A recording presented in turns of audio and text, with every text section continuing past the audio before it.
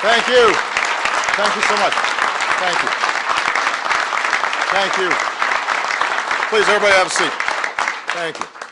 Well, thank you, Rear Admiral Guyberson, not only for the introduction, but for your extraordinary leadership and your service. Last summer, as Ebola spread in West Africa, overwhelming public health systems, threatening to cross more borders, I said that fighting this disease had to be more than a national security priority, but an example of American leadership.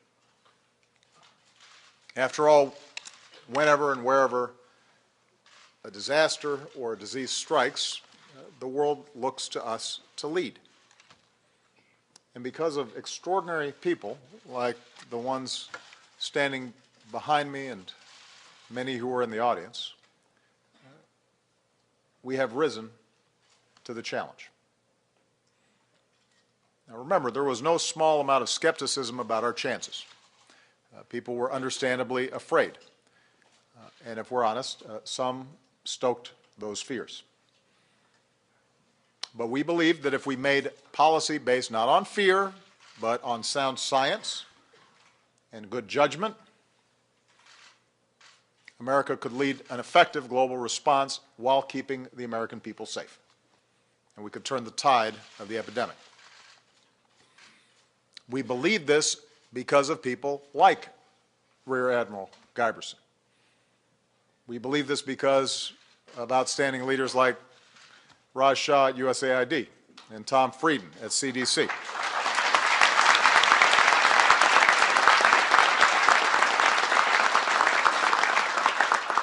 We believed it because of the men and women behind me and many others here at home and who are still overseas who respond to challenges like this one not only with skill and professionalism but with courage and with dedication. And because of your extraordinary work, we have made enormous progress in just a few months. So the main reason we're actually here today is for me to say thank you. Thank you to the troops and public health workers who left their loved ones to head into the heart of the Ebola epidemic in West Africa, and many of them did so over the holidays.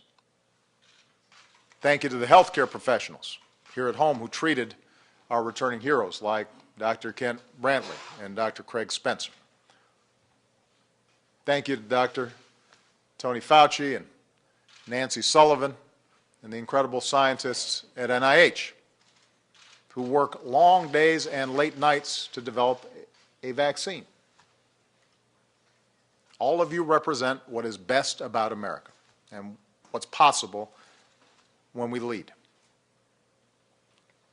And we're also here to mark a transition in our fight against this disease, not to declare mission accomplished, but to mark a transition. Thanks to the hard work of our nearly 3,000 troops who deployed to West Africa, logistics have been set up, Ebola treatment units have been built, over 1,500 African health workers have been trained, and volunteers around the world have gained the confidence to join the fight. We were a force multiplier. It wasn't just what we put in, it's the fact that when we put it in, people looked around and said, all right, America's got our back, so we'll come too. And as a result, more than 1,500 of our troops have been able to return. Today I'm announcing that by April 30th, all but 100 who will remain to support the ongoing response, all but those 100 will also be able to come home. Not because the job is done, but because they were so effective in setting up the infrastructure that we are now equipped to deal with the job that needs to be done in West Africa, not only with a broader international coalition, but also with folks who've been trained who are from the countries that were most at risk. So I want to be very clear here. While our troops are coming home, America's work is not done. Our mission is not complete. Today we move into the next phase of the fight, winding down our military response while expanding our civilian response. That starts here at home, where we're more prepared to protect Americans from infectious disease, but still have more work to do. For as long as Ebola simmers anywhere in the world, we will have some Ebola-fighting heroes who are coming back home with the disease from time to time. And that's why we're screening and monitoring all arrivals from affected countries. We've equipped more hospitals with new protective gear and protocols. We've developed partnerships with states and cities, thanks to public servants like Mayor Mike Rawlings and Judge Clay Jenkins of Dallas, Texas, who were on the front lines when the first case appeared here on our shores. A few months ago, only 13 states had the capability to even test for Ebola. Today, we have more than 54 labs in 44 states. Only 3 facilities in the country were qualified to treat an Ebola patient. Today, we have 51 Ebola treatment centers. We've successfully treated 8 Ebola patients here in the United States, and we are grateful to be joined by 6 of these brave survivors today, including Dr. Richard Sacra, who received world-class care at Nebraska Medical Center and a plasma donation from Dr. Kent Brantley. Then he returned to Liberia to treat non-Ebola patients who still need doctors. That's the kind of commitment, the kind of people we're dealing with here.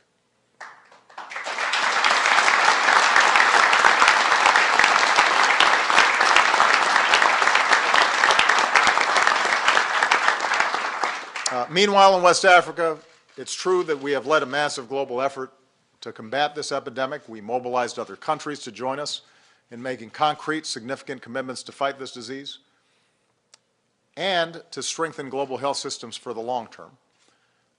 In addition to the work of our troops, our USAID DART teams have directed the response. Our CDC detectives have traced contacts. Our healthcare workers and scientists helped contain the outbreak. Our team is providing support for 10,000 civilian responders on the ground. That's what Brett Sedgwick did. Where's Brett? There he is. So Brett went to Liberia with Global Communities, which is an NGO that partnered with us to respond to Ebola. Brett supported safe burial teams that traveled to far-flung corners of Liberia to ensure that those who lost their lives to Ebola were carefully, safely, and respectfully buried so that they could not transmit the disease to anyone else. And Brett reflects the spirit of so many volunteers when he said, "If you need me, just say the word." That's a simple but profound statement. That's who we are, big-hearted and optimistic, reflecting the can-do spirit of the American people. That's our willingness to help those in need. They're the values of Navy Lieutenant Andrea McCoy and her team. Andrea, raise your hand so that I don't look. Andrea and her team deployed some 7 tons of equipment, processed over 1,800 blood samples. They're the values that drive Commander Billy Pimentel. Where's Billy? Raise your hand. Sir. Thank you, sir. Like that Navy can-do attitude. Led a team of naval microbiologists to set up mobile laboratories that can diagnose Ebola within 4 hours. And he said, it's been an honor for us to use our skills to make a difference. These values, American values, matter to the world. At the Monrovia Medical Unit in Liberia, built by American troops, staffed by Rear Admiral Giberson and his team from the U.S. Public Health Service Corps, a nurse's aide named Rachel Walker went in for treatment and left Ebola-free. And I want you to listen to what Rachel's sister said about all of you.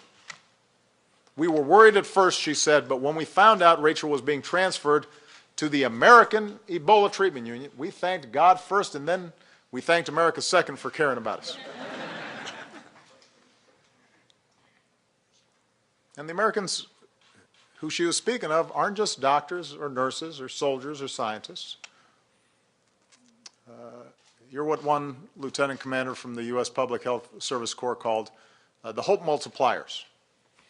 And you've multiplied a lot of hope.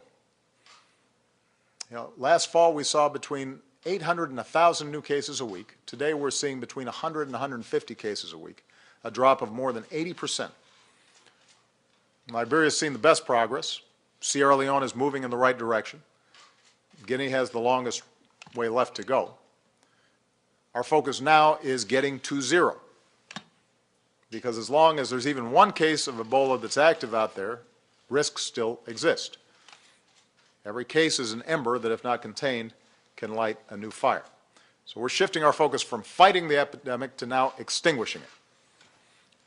The reason we can do that is because of a bipartisan majority in Congress, including some of the members who are here today, who approved funding to power this next phase of our response. And I want to thank those members of Congress who are here for the outstanding work that they did.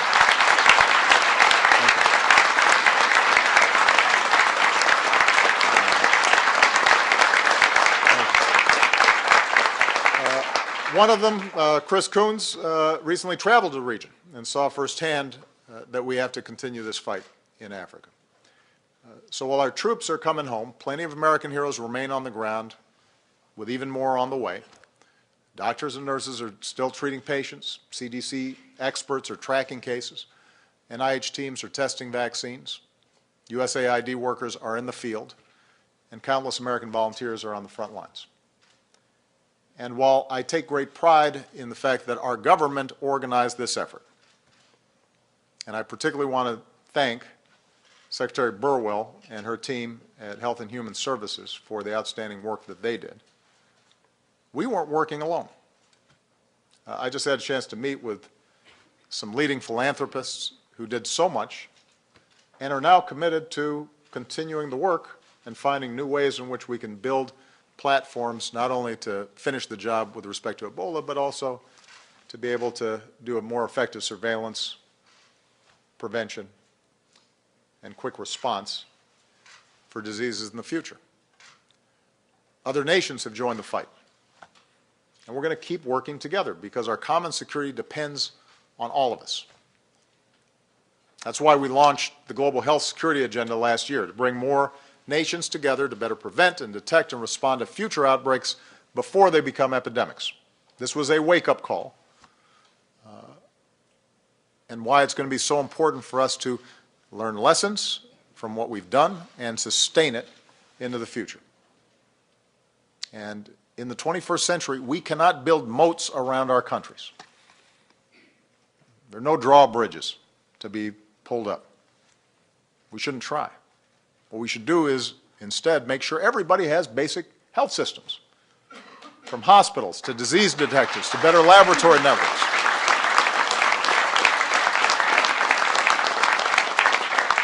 All of which allows us to get early warnings against outbreaks of diseases.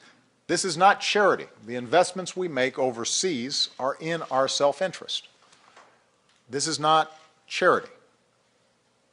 We do this because the world is interconnected. In the same way that the investments we make in NIH are not a nice to do, they are a must do. We don't appreciate basic science and all these folks in lab coats until there's a real problem and we say, well, do we have a cure for that? Or can we fix it? And if we haven't made those investments, if we've neglected them, then they won't be there when we need them. So as we transition into a new phase in this fight, make no mistake, America is as committed as ever. I am as committed as ever to getting to zero, and I know we can. And I know this because of the people who stand behind me and the people out in the audience. I know this because of people like Dr. William Walters. William, you here? Sir. Thank you. Dr. Walters is the Director of Operational Medicine at the State Department. Last summer, he was called to help move Dr. Kent Brantley, who's here, back to the United States for treatment. And Dr. Walters says the first thing he did was to Google Dr. Brantley. A little plug for Google there. I know we got some. And the first picture he saw was of Kent and his family. Now remember, the decision to move Kent back to the United States was controversial. Some worried about bringing the disease to our shores. But what folks like William knew was that we had to make the decisions based not on fear but on science.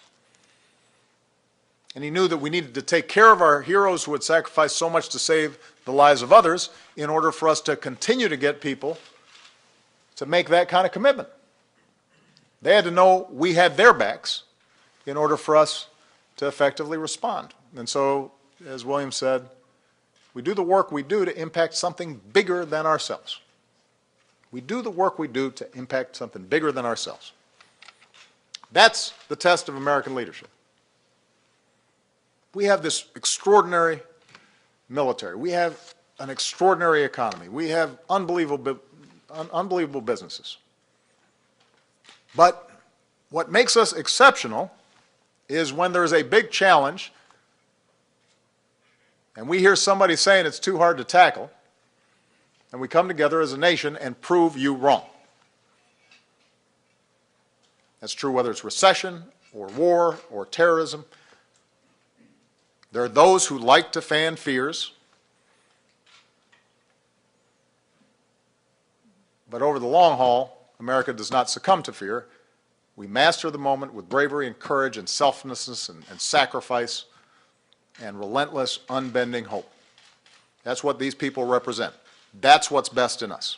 And we have to remember that because there will be other circumstances like this in the future. We had 3 weeks in which, all too often, we heard science being ignored and sensationalism, but you had folks like this who were steady and focused and got the job done. And we're lucky to have them. And we have to invest in them. So I want to thank all of you for proving again what America can accomplish. God bless you. God bless the United States of America. Thank you.